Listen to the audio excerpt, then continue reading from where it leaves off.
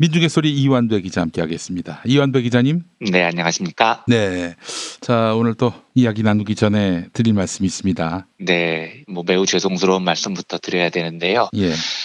일단 이번 주 토요일 광주 북콘서트와 3월 8일 다음 주 일요일 여의도 국회의사당 북콘서트, 그리고 네. 3월 14일인 다다음 주 토요일 부산 민주공원 북콘서트를 모두 취소하기로 했습니다. 아이고.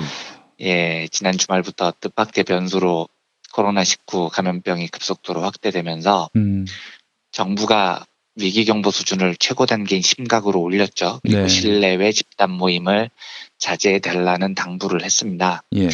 지난주에도 말씀드렸지만 이런 때에는 정부 지침을 성실히 따르는 것이 옳다고 저는 굳게 믿습니다. 네. 그런 차원에서 행사를 부득이하게 일단 취소하게 됐습니다. 약속을 지키지 못하게 된 것을 진심으로 고개 숙여서 사과드립니다. 넓은 마음으로 용서해 주시기를 부탁드립니다. 그리고 아이고. 나머지 일정들은 상황을 좀 보고 결정이 되면 말씀드리겠습니다. 네.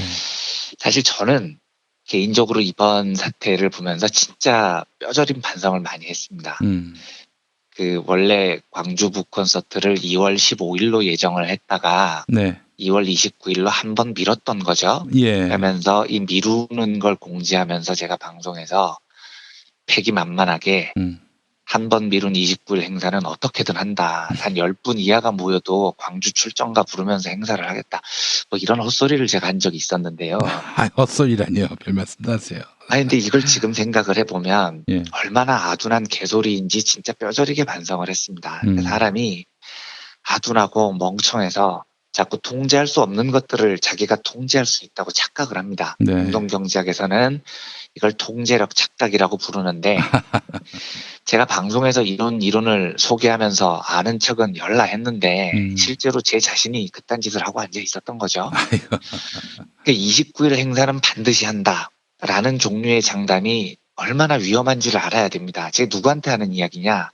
이완배 씨한테 하는 이야기입니다. 이한비 씨한테요. 예, 이완배 씨 정신 좀 차리십시오. 제발 세상 앞에서 좀 겸손하고 말 한마디도 좀 신중하게 하라는 교훈을 저는 진짜 뼈저리게 느꼈습니다. 하여튼 진심으로 제 자신에 대해서 많이 반성을 하게 됐고 다시 한번 청취자 여러분들께 고개를 숙여서 사과를 드립니다. 예.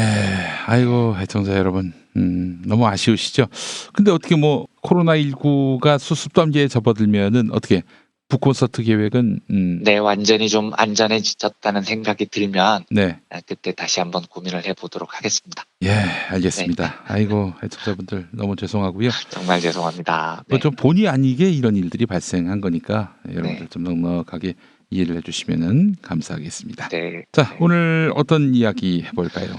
예, 오늘은 감염병 문제가 불거진 초창기 2월 3일자 방송에서 제가 공유지의 비극이라는 경제학 이론으로 이 문제를 살펴본 적이 있었는데요. 오늘과 내일 이틀에 걸쳐서 이 이론을 조금 더 깊게 들어가 보겠습니다. 이 이론을 다시 꺼낸 이유는 이 이론이 감염병 문제를 너무 잘 설명하기 때문입니다. 예. 먼저 짧게 복습을 하죠. 네. 공유지의 비극이라는 개념은 마을 사람들이 공동으로 사용하는 공유지, 목초지가 있는데 사람들이 어차피 내 땅 아니니까 공유지를 막 쓰자는 심정으로 양을 마구잡이로 키우면 목초지가 황폐화돼서 다 망한다는 겁니다. 그리고 이 간단한 이야기가 경제학에서 매우 중요한 이론이 된 이유는 인간이 매우 이기적인 존재이고 그런 이기적인 인간이 자기를 위해서 이기적인 행동을 하면 세상은 무지 좋아진다라고 주류 경제학이 주장을 해왔기 때문입니다. 이 전제가 지금 틀렸다는 게 입증이 되죠. 공유지 비극 문제는 현실 세계에 비일비재하게 나오는 문제거든요. 네.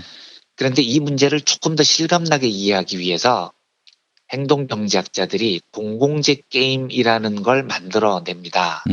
이제 과거에도 한번 한 적이 있었는데 다시 해보겠습니다. 이 게임은 어떻게 진행이 되냐면 생면부지의 참가자 5명을 모아요. 이 사람들한테 10,000원씩을 공짜로 줍니다. 그리고 이 사람들한테 지금 받은 공돈 10,000원 중에 일부를 공공금고에 기부할 수 있어요 라고 알려줍니다. 근데 얼마를 기부하고는 상관이 없습니다. 받은 10,000원 중에 내고 싶은 만큼 내면 돼요. 게다가 누가 얼마를 기부했는지 공개하지도 않습니다. 그러니까 한 푼도 안 내도 괜찮은 거죠. 상대가 내가 안 냈다는 사실을 모르니까요. 근데 이 게임의 묘미는 내가 돈을 기부하면 공공금고에는 내가 낸 돈의 3배가 적립된다는 데 있습니다. 그러니까 내가 10,000원을 기부하면 공공금고에는 10,000원이 아니고 30,000원으로 불어서 적립이 됩니다. 이런 식으로 5명에게 기부금을 모은 다음에 주최 측이 공공금고에 쌓인 돈을 참가자에게 골고루 나눠줍니다. 여기서 중요한 점은 골고루입니다. 골고루. 누가 많이 기부를 했건 한 푼도 기부하지 않았건 상관없이 모두에게 똑같은 액수를 돌려줘요. 그러니까 애초 기부를 할 때부터 누가 얼마를 기부했는지 파악도 안 하거든요. 네. 상식적으로 이 게임에서 제일 좋은 모델은 참가자 5명이 전부 1만 원씩 모조리 기부하는 겁니다. 이러면 총액 5만 원이 공공금고의 3배로 쌓이죠. 15만 원이 됩니다. 네. 그리고 주최 측은 이 15만 원을 5명에게 골고루 나눠줄 것이기 때문에 각자 10,000원 내고 3만 원씩 챙길 수 있습니다. 이거는 서로를 믿고 이타적으로 굴면 다들 큰 이익을 챙긴다. 요 모델인 겁니다. 네. 이게 이제 공유주의 비극과 비슷하다는 겁니다. 양 키우는 것도 그렇죠. 서로를 믿고 양을 적절한 수준에서 키우면 그 마을 주민들은 영원히 공공지인 목초지를 공짜로 사용할 수 있어요. 양 키우고 잘 살 수 있는 거죠. 모두가 이기심을 조금씩 절제하는 게 모두에게 제일 큰 이익인 모델인 겁니다. 그런데 비극이 왜 생기냐면 얍시리 짓을 하는 놈이 나오기 때문입니다. 어차피 내 땅도 아니고 이 땅 관리하는데 내 돈 드는 것도 아닌데 내가 몰래 양 몇 마리 더 키우는 게 나한테 훨씬 이익이지. 이런 놈들이 생기면서 문제가 시작이 됩니다. 공공재 게임에서도 다들 10,000원씩 낼 때 난 안 내고 버틸래 이런 얍시리가 꼭 나와요. 예, 이때 다른 4명이 다 착한 사람들이어서 나머지 4명이 10,000원씩 기부를 하면 기부금은 4만 원이 되고 공공금고에는 4 곱하기 3, 12만 원이 적립이 됩니다. 네. 그리고 이 12만 원을 5명이 똑같이 나누죠. 그러니까 요건 1인당 24,000원씩 돌아가는 건데요. 이러면 이제 얍시리는 개이득 이렇게 되는 겁니다. 처음에 10,000원도 안 내서 챙겼고 남들이 기부한 돈의 5분의 1인 24,000원도 챙겼고 총액 34,000원을 챙기죠. 그러니까 아까 5명 모두가 이타적으로 10,000원씩 기부하면 3만 원씩 돌려받는 건데 나 혼자 얍시리 짓을 하면 나는 34,000원을 챙기니까 이익인 겁니다. 이것도 어차피 내 땅 아닌데 몰래 양 몇 마리 키우는 게 나한테 더 이익이지라고 생각했던 얍시리와 똑같은 짓을 하는 거죠. 문제는 목초지에서 누군가가 이런 짓을 하면 너도 나도 양을 다 더 키우는 바람에 모조리 망한다는 데 있는 겁니다. 네. 공공재 게임도 똑같습니다. 게임을 한 판 해보면 얍시리가 이익을 챙기는데요. 게임을 여러 판 반복하면 양상이 달라집니다. 이제 첫 판에 나는 10,000원을 다 기부했어요.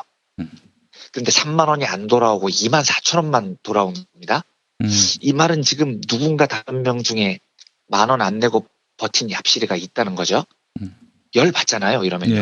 예. 어떤 놈이 비열하게 자기 이속만 챙겼는데 문제는 누가 그 얍시리 짓을 했다는 것을 모른다는 데 있습니다. 그래서 두 번째 판을 시작하면 얍시리 짓을 하는 사람이 늘어납니다. 누군가가 얍시리 짓으로 이익을 챙겼는데 왜 나만 손해봐야 돼 이런 억울한 마음이 들기 때문입니다. 그래서 공공재 게임을 반복할수록 얍시리 짓을 하는 사람이 늘어나요. 나중에는 아무도 돈을 기부 안 합니다.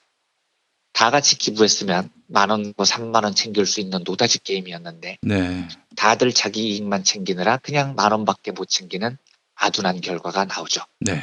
공유지 목초지가 다 망해서 공짜로 쓸 수 있는 땅이 없어지는 것과 비슷합니다. 네. 무슨 이야기를 드리고 싶냐면 이 게임의 중요한 교훈은 이기심은 전염된다는 겁니다. 그러니까 착한 사람과 얍실한 사람이 섞여 있으면 얍실한 사람들이 착한 사람한테 교화되는 게 아닙니다. 착한 사람이 얍실하고 이기적인 사람한테 전염이 돼요. 그러니까 조직을 위에서 운영해 보신 경험이 있는 분들 이 말씀 금방 이해하실 겁니다. 조직 안에 물 흐리는 놈이 꼭 있거든요. 그러니까 동료와 협업해서 만든 성과를 자기 성과인 것처럼 꾸미고 동료의 공을 가로채는 놈들이 있어요. 문제는 이런 놈들을 방치하잖아요. 평소에 협동적인 사람들도 금방 전염이 돼버립니다. 아니 왜 나만 손해봐야 돼. 저런 얍신이 짓을 해서 동료들의 공을 가로채는 게 승진에 훨씬 도움되는데 이런 생각이 번지면 조직 문화가 개판이 돼버립니다. 네. 이 문제를 어떻게 해결하느냐? 아주 간단한 방법이 있습니다. 누가 얍실이 짓을 했는지 공개를 해버리는 겁니다. 아, 예, 그러니까 첫판을 했는데 한 푼도 안 내고 버텨서 이익을 챙긴 놈이 있어요. 그러면 네. 두 번째 판 직전에 이 얍실이의 이름을 까버립니다. 음, 그러면 이제 협동적으로 10,000원씩 다 냈던 사람들이 어떻게 하겠습니까? 예. 얍실이 불러서 엄청 욕하겠죠. 너씨 한 번만 더 얍실이 짓하면 죽여버린다 이렇게 위협도 합니다. 그리고 두 번째 판을 벌이면 얍실이 숫자가 확실히 줄어들어요. 그런데 이렇게까지 했는데도 말로는 아유 알았어 미안해 아까 판은 내가 몰라서 그랬지 다음 판에는 얍실이 짓 안 할게 요렇게 말해놓고 두 번째 판에서 또 얍실이 짓을 하는 슈퍼 울트라 얍실이들이 있습니다. 예. 그래서 또 이익을 챙겨가요. 그러면 이제 이번에도 그 슈퍼 울트라 얍실이의 명단을 공개해야 됩니다. 이러면 세 번째 판 직전에 나머지 사람들이 이 슈퍼 울트라 얍실이를 어떻게 할까요? 아까는 말로 했는데 이번에는 말로 안 하는 겁니다. 연락해줘 이제는 이 새끼는 못 믿을 놈이니까 연락 두들겨패서 아예 게임에서 빼버려야 돼 이렇게 됩니다. 이래서 얘를 패서 쫓아내버리면 이러면 세 번째 판부터는 공유지의 비극이 안 생깁니다. 즉 얍시리즈들 하는 놈 이제 경제학에서는 프리라이더 무임승차자라고 부르는 건데요.